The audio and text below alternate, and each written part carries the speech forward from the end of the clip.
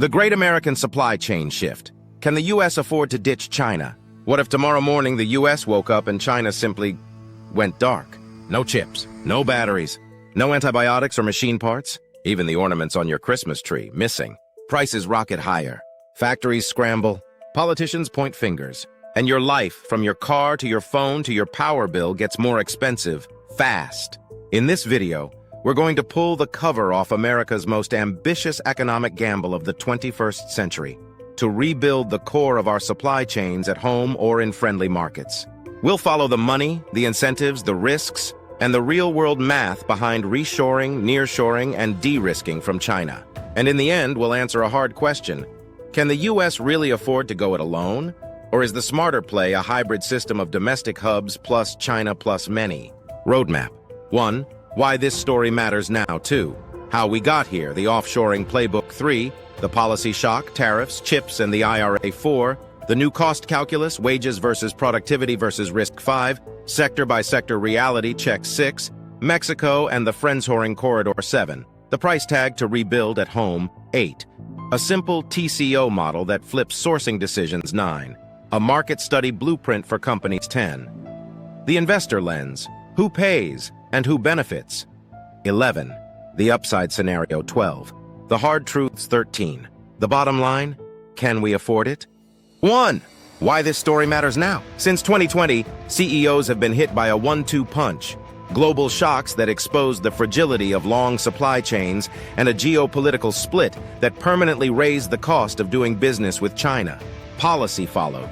Targeted U.S. industrial programs to lure strategic manufacturing onshore, plus waves of tariffs that attach a risk premium to China-dependent sourcing.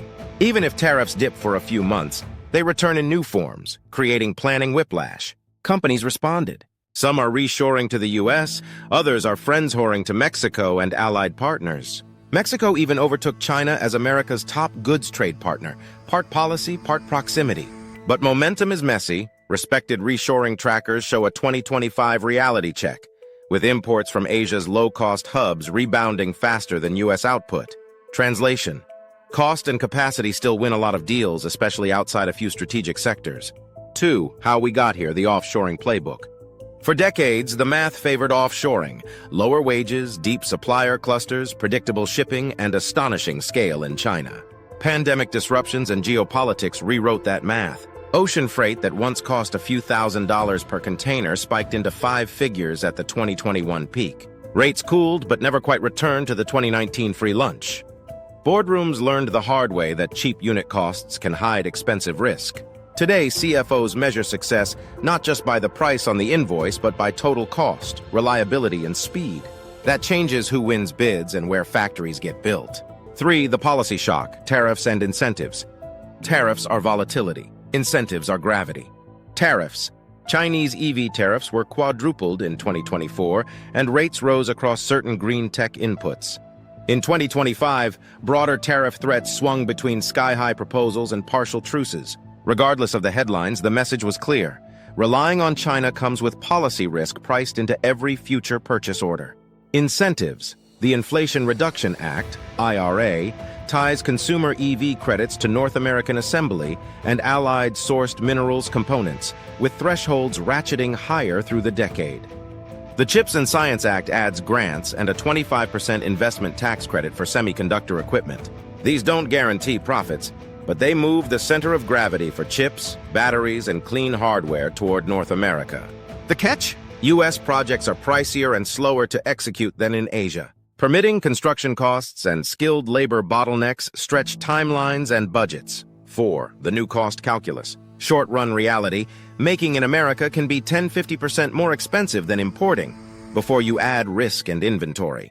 But unit labor cost is productivity, not just hourly pay. With automation and process redesign, U.S. plants can close a lot of that gap. The problem? U.S. manufacturing still faces rising unit labor costs in many subsectors. Automation isn't optional, it's survival. Freight and inventory discipline now matter as much as wages. Every spike in ocean rates forces higher safety stock and ties up working capital. Shorter chains cut lead time variability, reduce expedites, and improve cash conversion cycles. When CFOs run a proper TCO, total cost of ownership model, domestic or nearshore bids often look far better than their FOB price suggests. 5. Sector reality checks. 5.1 Semiconductors. What's moving? Logic and advanced packaging are magnetizing investment under chips. Memory is more mixed. Specialty analog and power chips see steady demand from EVs and industrial gear. Bottlenecks, ultra-pure construction, experienced technicians, and permitting. U.S. fabs are expensive to build and slow to ramp, but they anchor the ecosystem. Design, tools, packaging, and a protected domestic supply for critical nodes. Playbook, co-locate with tool vendors and packaging. Secure long-term offtake agreements with anchor customers. Use IRA energy credits and state incentives to blunt higher capex. 5.2 Batteries and EV supply chains. What's moving? Cell plants, module lines, cathode and node facilities, and recycling hubs are clustering near automotive corridors in the Midwest and Southeast. IRA content rules are the primary driver. Bottlenecks, critical mineral sourcing, power reliability, and skilled maintenance. Factory uptime is king. Every unplanned hour is millions lost in output. Playbook. Dual-source critical minerals from FTA partners, invest in recycling to meet content thresholds, hedge energy with on-site renewables or PPAs, and automate preventive maintenance. 5.3 Pharmaceuticals and medical supplies. What's moving? API, active pharmaceutical ingredients lines, and sterile injectables are candidate reshoring areas after pandemic shortages. Bottlenecks, compliance, clean room validation, and quality systems. With strict FDA oversight, scale and consistency matter more than cheap labor. Playbook. Start with high criticality, low-volume APIs, automate quality control, use public-private procurement to guarantee baseline demand.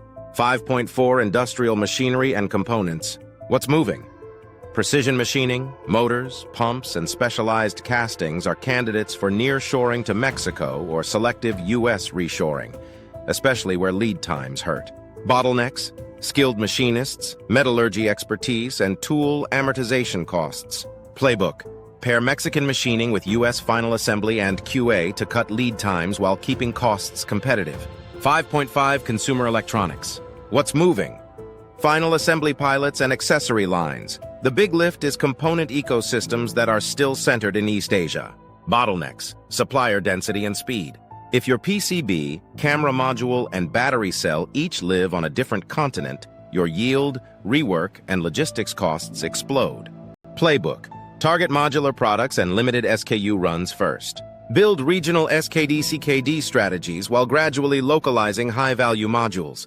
5.6 Apparel and footwear. What's moving? Quick-turn fashion and high-margin niche lines. Commodity basics remain in low-cost Asia or the Americas. Bottlenecks, labor intensity versus automation feasibility, material sourcing networks. Playbook. Use nearshore cut and sew for speed and trend responsiveness. Automate fabric cutting and finishing. Keep commodity basics in low-cost hubs. 5.7 Food, agriculture, and cold chain. What's moving? Cold storage, processing near consumption centers, and controlled environment agriculture for leafy greens and herbs. Bottlenecks, energy costs, water availability, and distribution. Playbook. Place facilities near major metro demand, use modular cold storage, and contract with retailers for steady offtake. 5.8 Defense and critical infrastructure. What's moving? Munitions, aerospace components, rare earth magnet processing, and grid hardware are being localized for national security resilience. Bottlenecks, ITAR EAR compliance, long qualification cycles, and specialized materials. Playbook. Align with federal procurement. Invest in workforce clearances and secure multi-year contracts to de-risk CAPEX. 6. Mexico and the Friendshoring Corridor. Mexico's rise as America's top goods trade partner is more than a headline. It's a supply chain redesign. USMCA lowers uncertainty, while geography delivers speed. Automotive, electronics, appliances, and furniture are expanding across the Bajío and northern border states, fed by rail highway arteries into Texas and the Midwest. Strengths, proximity, growing supplier base, and labor cost advantages. Constraints, electricity reliability, port and rail bottlenecks, and training pipelines. The winning model pairs Mexican component manufacturing with U.S. final assembly and QA, cutting lead times without fully rebuilding every node domestically. 7. The price tag to rebuild at home. Rebuilding strategic capacity inside the U.S. is capital intensive. Consider the big buckets. Greenfield capex, high for fabs, battery plants, and biopharma lines. Permitting and compliance, complex, multi-agency, and timeline-heavy. Labor, higher wages plus recruiting and training costs for specialized roles. Energy and utilities, grid upgrades, substation lead times, and water rights. Automation, robots, vision systems, MS SCADA, and cybersecurity. Real estate and site readiness, remediation, soil, transport access. Working capital, inventory buffers during transition and ramp. The sticker shock is real, but compare it to a decade of tariff risk, shipping shocks, IP leakage, and stockouts. TCO reframes the ROI. 8. A simple TCO model that flips sourcing decisions. Here's a back-of-the-envelope TCO framework you can adapt. 1. Start with FOB price. 2. Add logistics, ocean air, drayage, inland freight, duties, and tariffs. 3. Add risk. Carry.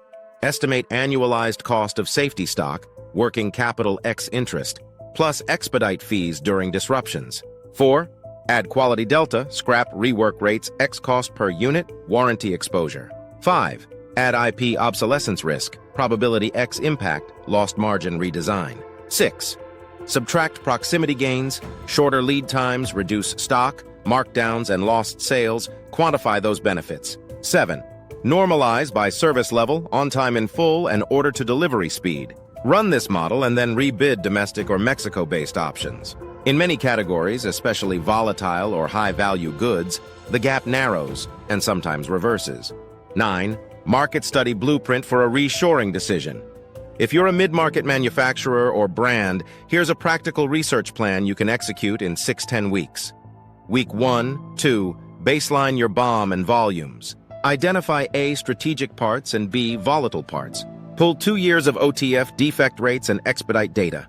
Week 2, 3, build the TCO model and sensitivity cases, tariff plus 10-35%, ocean rate spikes, interest, upon 300 BPS. Week 3, 4, shortlist 5 U.S.-Mexico suppliers. Issue an RFQ that requires delivery windows, yield assumptions, energy costs, and escalation clauses. Week 4-6, conduct site visits and digital audits. Score on quality systems, automation maturity, uptime history, labor pipeline, and power reliability. Week 6-8, simulate a 90-day disruption and recalc TCO under stress. Rank options by blended cost plus service plus risk. Week 8-10, negotiate offtake, VMI, consignment, and dual sourcing. Lock incentives and training grants. Draft a phased ramp plan. Deliverables: a board-ready TCO pack, a phased sourcing map, and a ramp plan with KPIs, yield, OEE, OTIF, inventory turns. N, the investor lens, who pays and who benefits. Payers, corporate capex, federal state incentives, and indirectly consumers via modestly higher prices. Beneficiaries, equipment makers, automation vendors, construction engineering firms, utilities, specialized training institutions, and regions that win mega projects. From an IRR perspective, leaders that localize strategic nodes gain more resilient gross margins and lower volatility. That shows up in valuation multiples. Laggards face earnings shocks when freight or policy flips. Markets punish earnings volatility even when average margins look okay. 11. The upside scenario. Resilience.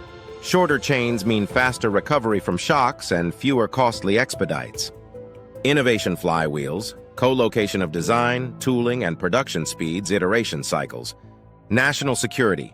Critical supplies become less hostage to geopolitics. Better jobs. Advanced manufacturing roles with training ladders and local multipliers. Cleaner production. New builds can bake in electrification and emissions controls from day one. 12. The hard truths.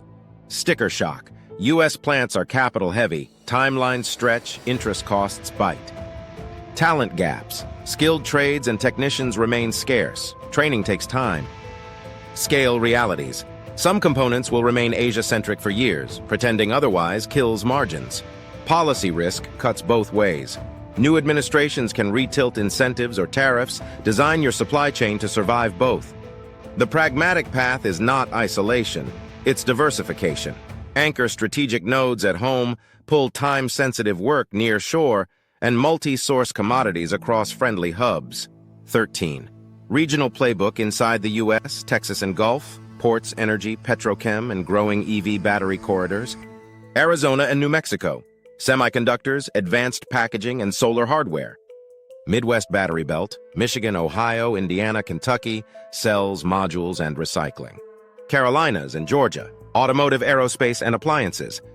Mountain West, logistics hubs and data/AI-adjacent manufacturing. Across regions, success hinges on power reliability, water, workforce pipelines, and permitting speed. 14 SMB Playbook and CFO Cheat Sheet. SMB Playbook. 1. Map your top 50 SKUs by margin X volatility. Start with the critical few. 2. Build a TCO model and insist suppliers quote to that model. 3. Pilot one line domestically or in Mexico with strict KPIs. 4. Automate bottlenecks first, don't buy robots for vanity. 5. Negotiate VMI and dual sourcing to spread risk. 6. Lock training grants and utility agreements before breaking ground. CFO Cheat Sheet. Track OEE, yield, OTF, cash conversion cycle, and service level agreements. Use scenario planning quarterly, tariff bands, ocean rate bands, and energy price bands. Tie bonuses to resilience metrics, not just unit cost. 15. The bottom line. Can the U.S. afford to ditch China? Short answer. We can't fully ditch China in the next few years without serious price and availability pain. But we can afford, and arguably must afford, to rebuild strategic capacity at home while building out friendly regional hubs. Think of it as an insurance premium on the American economy. You pay more up front, but you buy resilience, speed, and control. By 2030, the winners will be the firms that treat supply chains like a portfolio. Domestic anchors for critical components, Mexico and allies for speed and cost, and diversified Asia for scale. It's not about abandoning global trade, it's about taking back control of the parts that matter most. If this breakdown helped you see the trade-offs more clearly, hit like, subscribe, and share it with someone who still thinks cheapest wins. Drop your questions below, especially if you want a deep dive on TCO modeling or a sector you're wrestling with right now.